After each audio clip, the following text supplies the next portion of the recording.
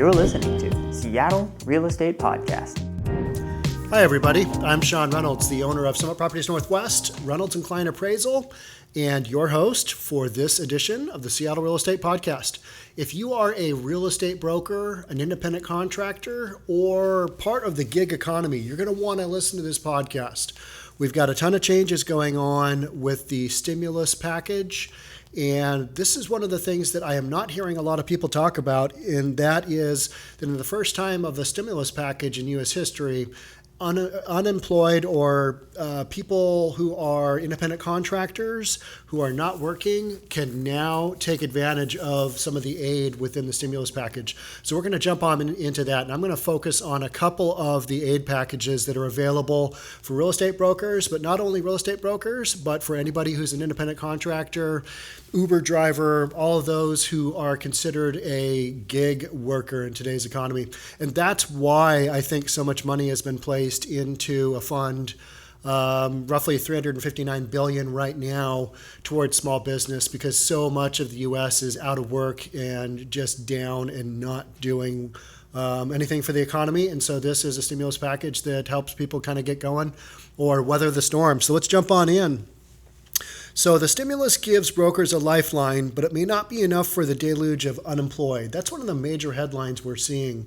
And how this stimulus package rolls out and how it's getting to people, those are all kind of works in progress. Even as I'm doing research for this podcast, I'm coming up with conflicting information. It's the federal government. I mean, kind of what do you expect? Initially, when some of these loans came out, they were like, it's going to be 0.5%, and now it's a full percentage point. So be flexible. Understand that you may apply for this loan, and they may say, hey, it's going to be 3 days, and you'll get your money. But I don't think that's going to happen. So patience is going to be a virtue. But I hear very few real estate brokerages talking about lifelines that are available for real estate brokers. I am not going to touch on the unemployment. Can real estate brokers qualify for unemployment at the unemployment office? Because I've been reading that and I can't really get a handle on that. I don't really understand. So what the actual implications are for that. So I'm just going to focus on the two programs from the CARES package, and we'll run through that. So the Coronavirus Aid, Relief, and Economic Securities Act, it allocated, and that's the CARES package, allocated $350 billion to help small businesses keep workers employed amid the pandemic and economic downturn. And the main deal on this is the Paycheck Protection Program, the PPP. That's the big one. There's another one that I'll get into also, but that one guarantees up to a $10,000 loan, but it's not as significant as the Payroll Protection Program.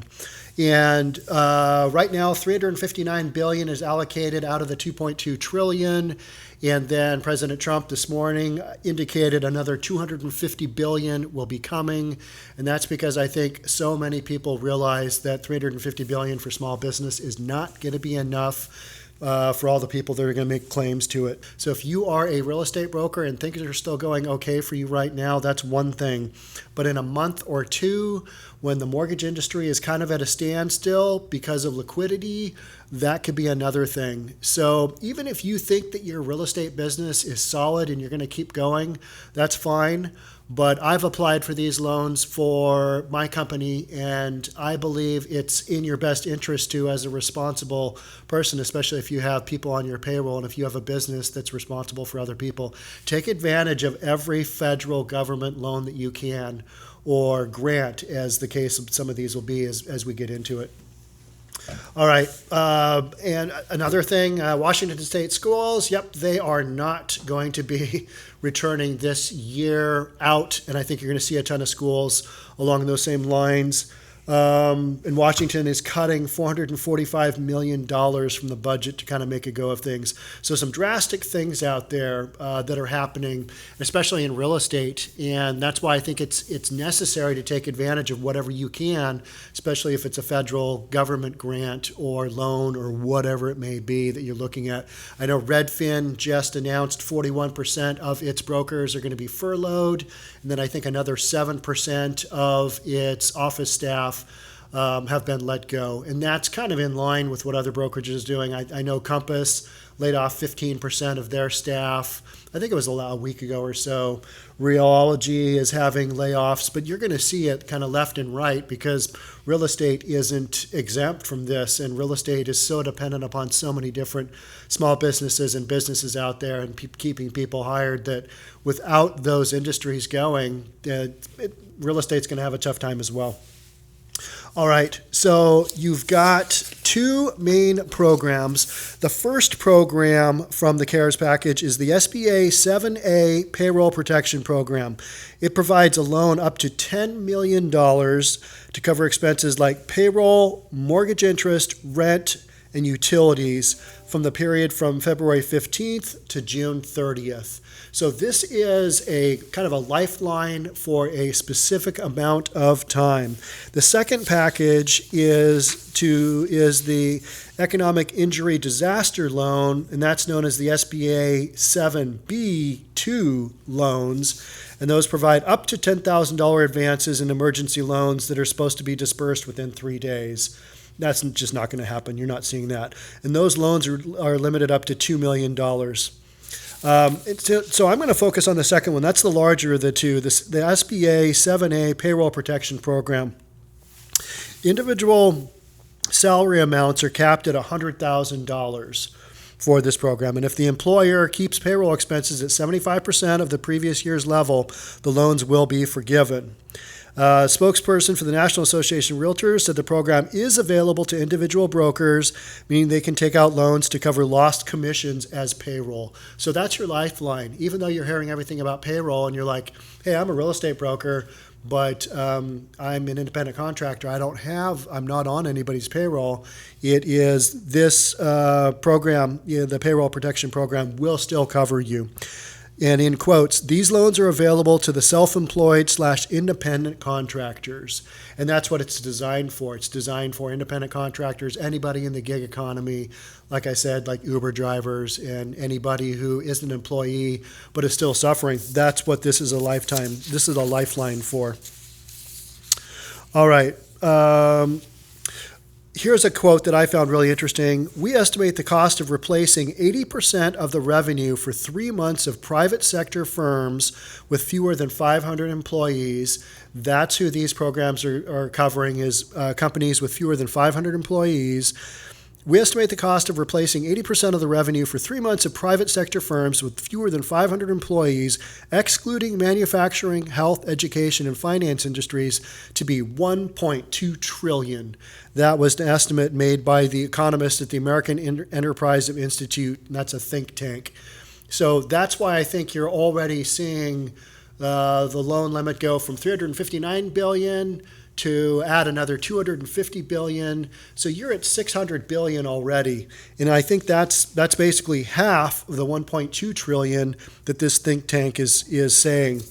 And so I think you're going to see a ton more extension to this program. You're just going to have to, because the numbers I'm seeing on the CARES Act are a ton of businesses have already applied.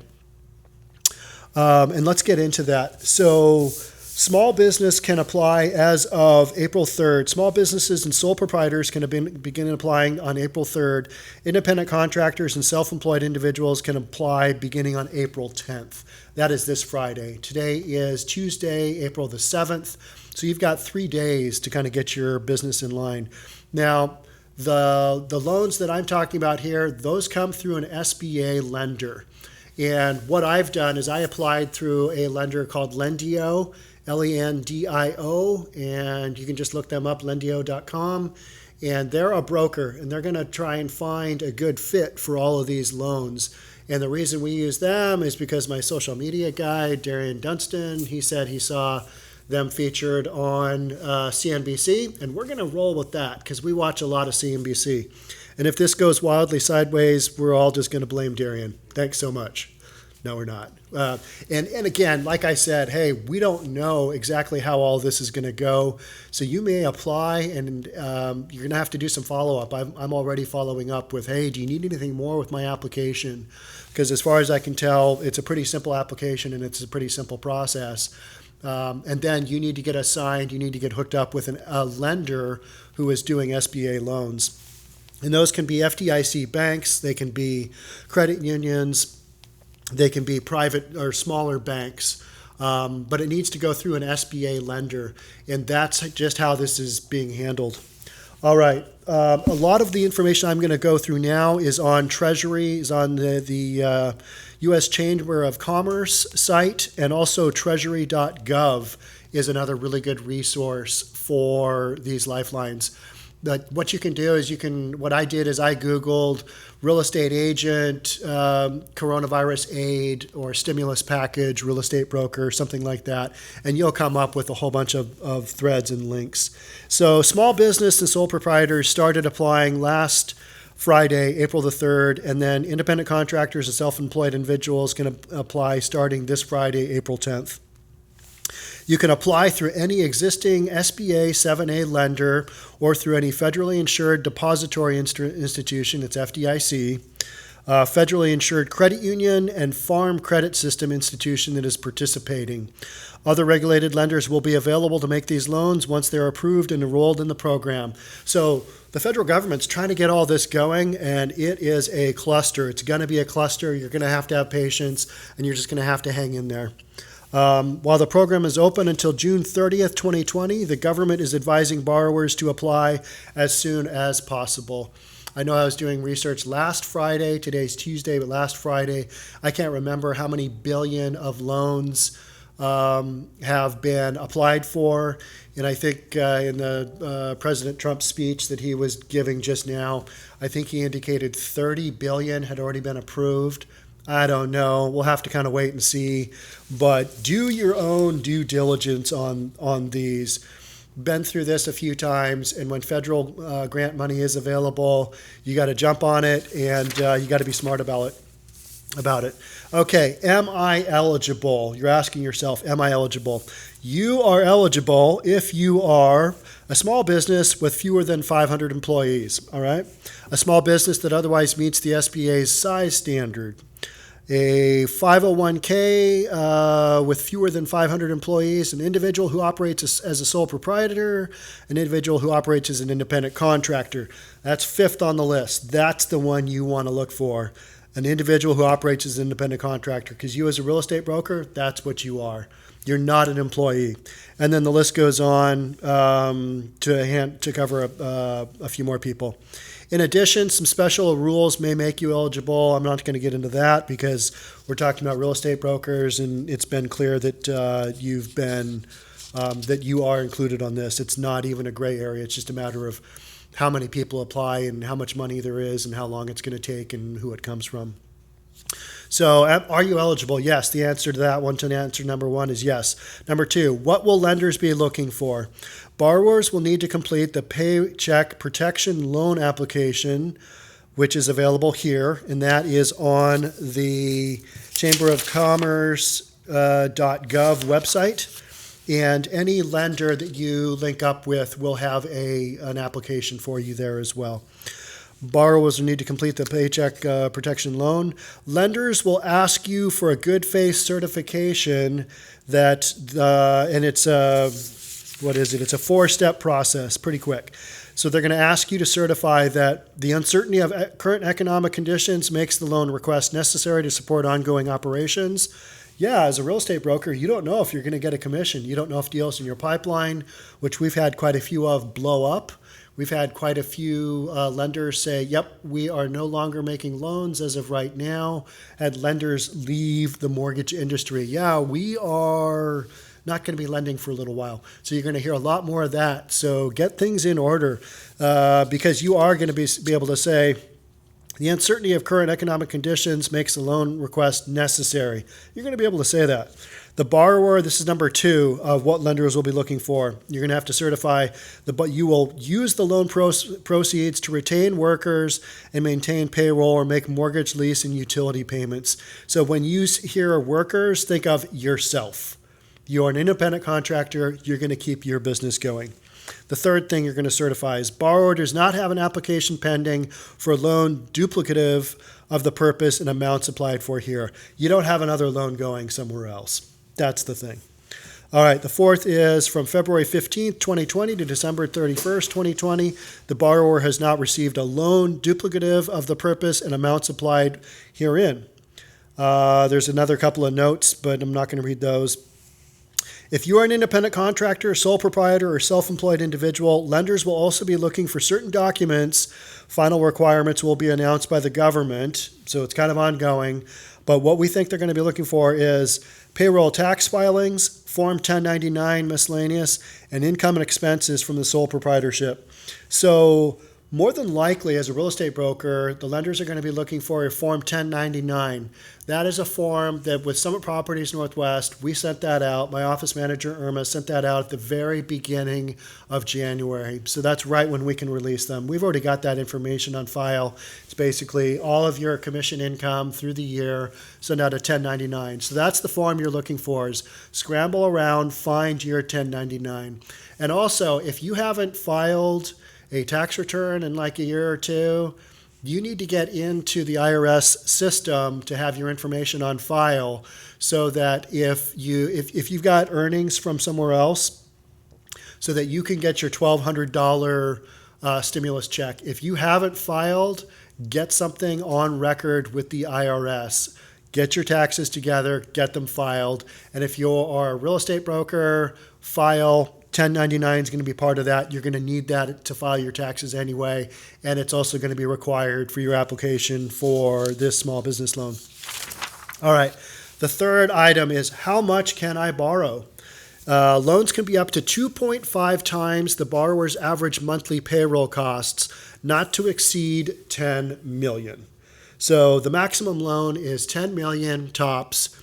And that actually, it sounds like a big number, but if you had 400 employees, payroll, you can have a massive payroll, and 2.5 times that, you can hit 10 million pretty easy. So loans can be up to 2.5 times the borrower's average monthly payroll costs, not to exceed $10 million. How do I calculate my average monthly payroll costs? You take the sum of your included payroll costs, subtract that, the sum of your excluded payroll costs, and then you've got your payroll costs, and you multiply that by 2.5 times. I'm kind of simplifying that. So what is included in your payroll cost? For sole proprietors, independent contractors, and self-employed individuals, the payroll costs are the sum of payments of any compensation to income or a sole proprietor or independent contractor that is a wage, commission, income, net earnings from self-employment, or similar compensation, and that is an annual amount that is not more than $100,000 in 1 year, as prorated for the covered period. So can't claim up over $100,000 is basically bottom line. So they're going to look at your 1099 as an independent contractor and say, all right, here's your, maybe they break it down on a per monthly basis on your average, and then take that, multiply that by 2.5 times. I think that's kind of how this is going to go, and that's going to be your loan amount. Excluded payroll payroll cost. We don't really need to work on that because that is for an actual employer and employee situation. The independent contractor is much more straightforward. When will this loan be forgiven? So borrowers are eligible to have their loans forgiven, and how much? A borrower is eligible for loan forgiveness equal to the amount of the borrower spent on the following items during the 8-week period beginning on the date of the origination of the loan. So this is truly a short-term loan, and it really depends on how much you have to pay back on what you spend it on. So don't think that you're going to spend it on stuff that isn't really clearly outlined as to what you should be spending it on. And here are the things that you need to be looking at using this for, legit, so that you don't have to pay it back if that's how this all ends up going down. And I'm giving a lot of ifs and kind of weasel terms, because the bottom line is we don't know how all this is going to roll out. We're in the process now, and I'm sure it's just a major cluster between the federal government and the individual lenders and the SBA, because you got three huge pieces working together that difficult to make work. And then you've got all these borrowers out there who are going like, where's my money? That's going to be an ongoing deal. So The things that you should be spending this on that are legit are payroll costs. Clearly, this is the Payroll Protection Program. Payroll costs, using the same definition of payroll costs used to determine loan eligibility. That's pretty clear. Interest on the mortgage obligation incurred in the ordinary course of business. So if you have an office or if you have a mortgage obligation, the interest is covered on that. Rent on a leasing agreement. So if you're renting something, you can cover that as well. Payments on utilities. This is a big one. Payments on utilities, electricity, gas, water, transportation, telephone, or internet. Things you need to run your business. Pay those from this money. And then for borrowers with tipped employees, additional wages paid to those employees. If you have additional money that's going to go out to your employees, you can include that. So note, the government is now advising that because of high participation, it is anticipated that not more than 25% of the forgiven amount may be for non-payroll costs. So they're kind of giving them themselves the out of saying, hey, don't spend all this money and expect you're going to have it all forgiven, because we haven't quite worked that out. And based on how many people participate in this, we're going to have to figure that out later. All right. So the loan forgiveness cannot exceed the principal. So whatever you borrow, that's going to be the max that you're going to be forgiven.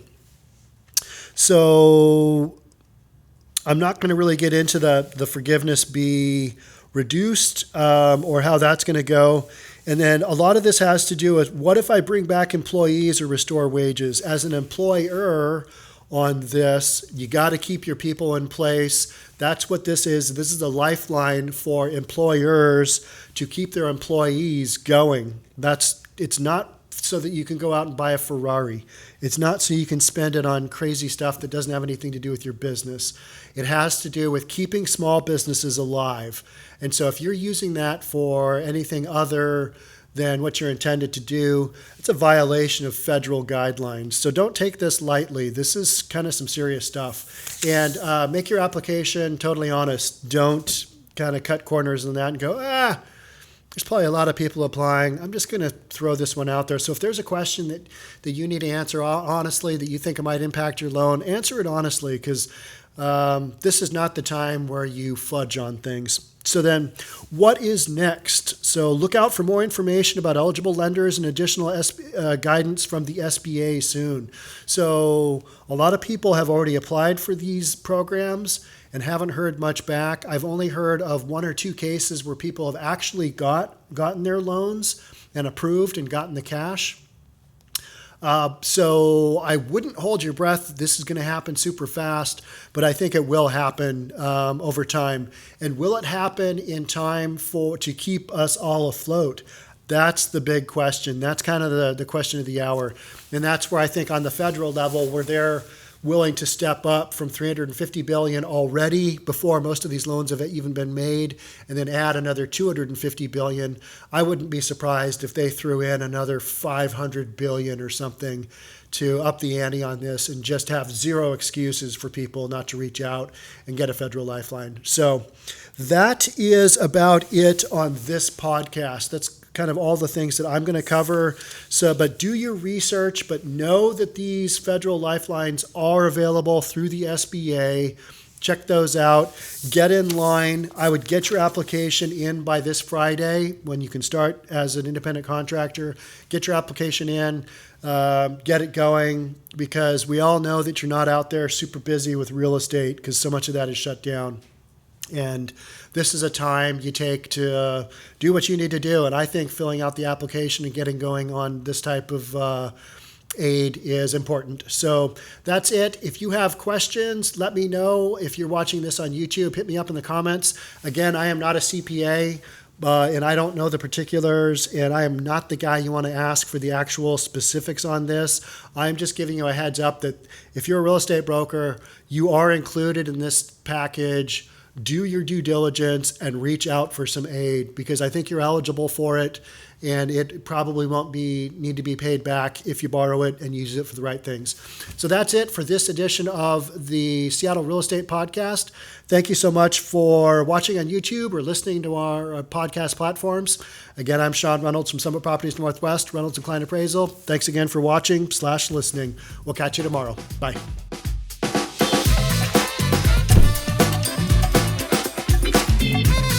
Don't forget to subscribe to our channel and hit the notification bell so you'll know when our next video is out.